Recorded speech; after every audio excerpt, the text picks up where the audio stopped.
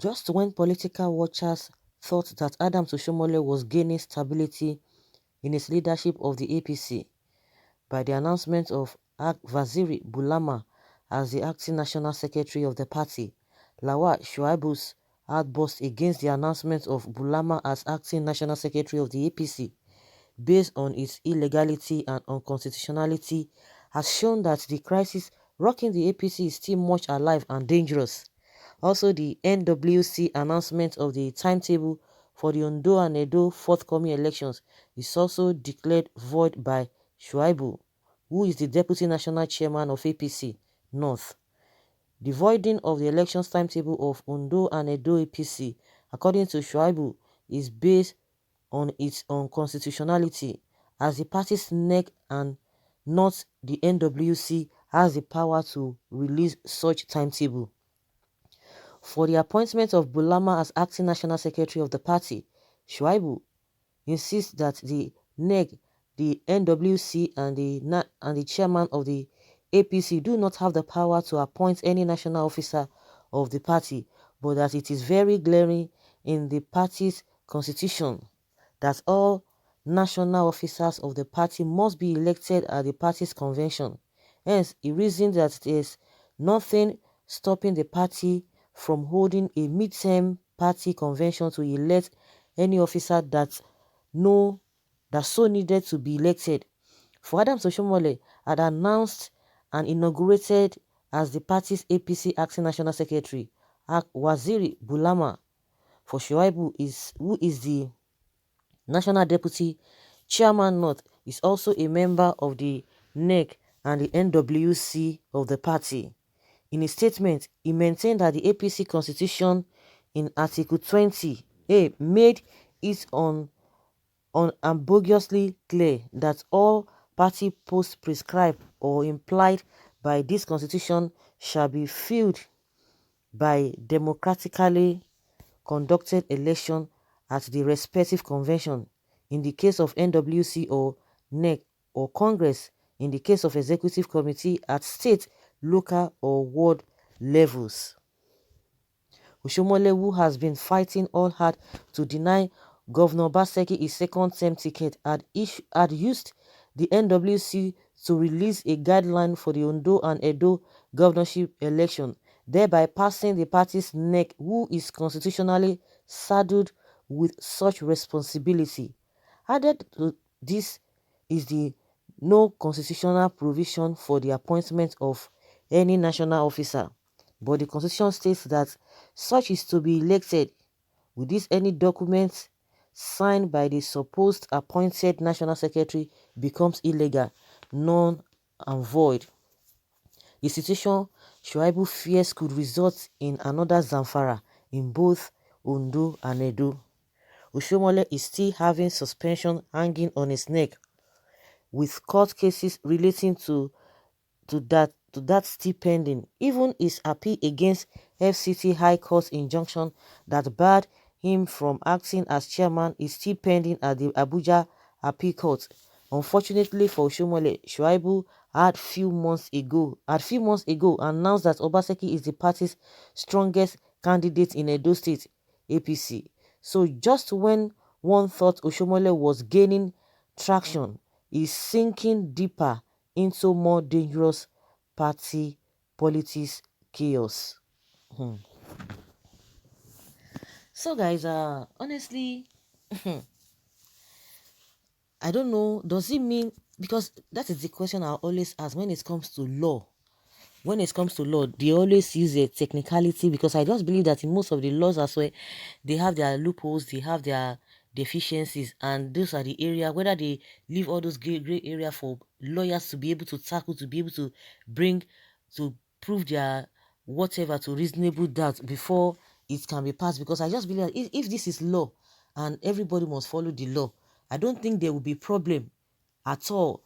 But the question now is that, does it mean Oshiomole does not know these flaws or these errors that the deputy national chairman is trying to pinpoint? Does it mean he did not read the constitution, or they just want to do something and just try to, maybe let them see whether they will get away with it, or maybe nobody is going to challenge it, or nobody will talk. So if nobody talks, that means, okay, they've already, they will just have their way and do that which they just wanted to do.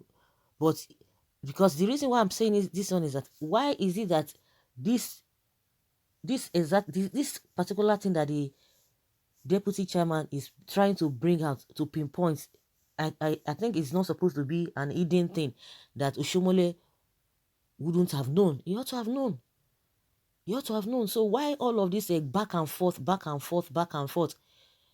Everything is back and forth. The reason why we are bringing all this news is just for us to be able to see the way and manner to which these people just manipulate things.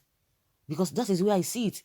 If somebody is saying this is the way it ought to be, according to law, according to constitution, then why will the national chairman will not know all of these things? They just want to try that. Maybe they want to try their luck and see what they could get out of the whole thing. If people take it, fine. If people don't get to know it, okay, they will just get away with it.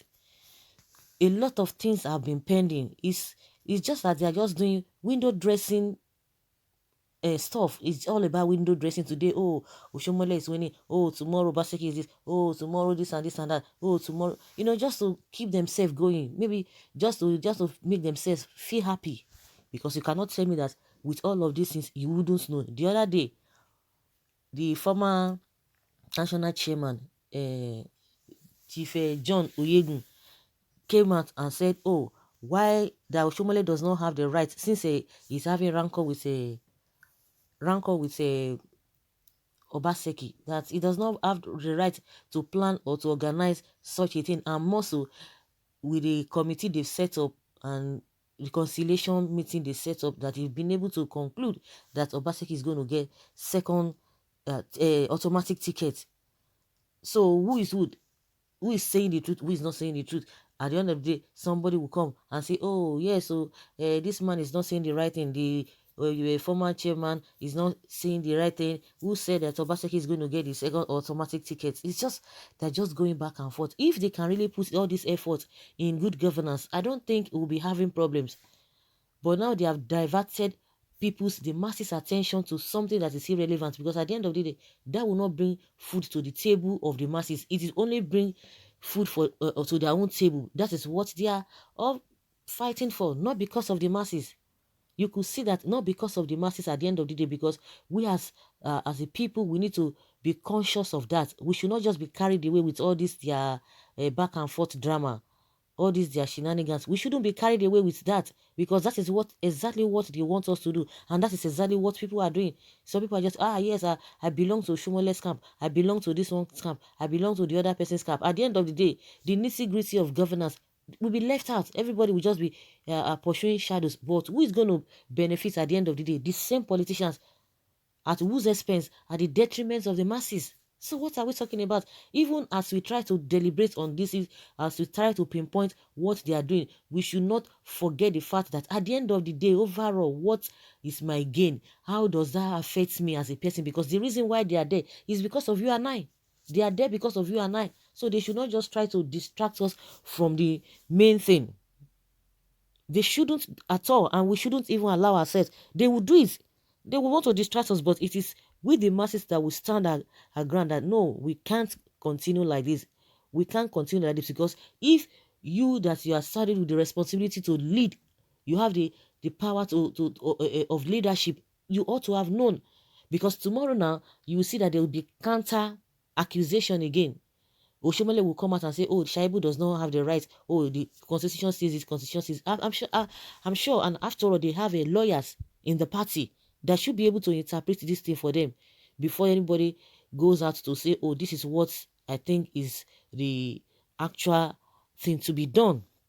But what happens? Because they always the manipulations here and there. There's this manipulation here and there. And they think that they can just get away with it. Oh, let us just do it. We'll just get away with it. Nothing will happen.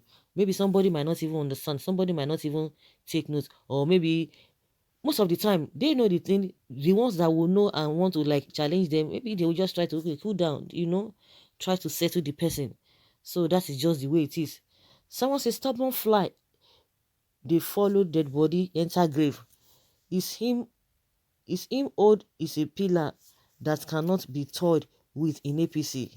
Okay, the day Oshiomole leaves the seat, APC will totally go down, up Oshiomole. That's what somebody saying here. Up Oshiomole, carry go. They will all fall. They failed, but they will fail again. I wonder why Oshiomole keeps misbehaving. A minority from one small tribe in Edo State, he thinks he can do whatever he likes. Well, that is their opinion, but people should not just lose the sight of good governance to that will favor them. That is my own campaign. So guys, let's hear your opinion, leave your comments, and let's learn from you.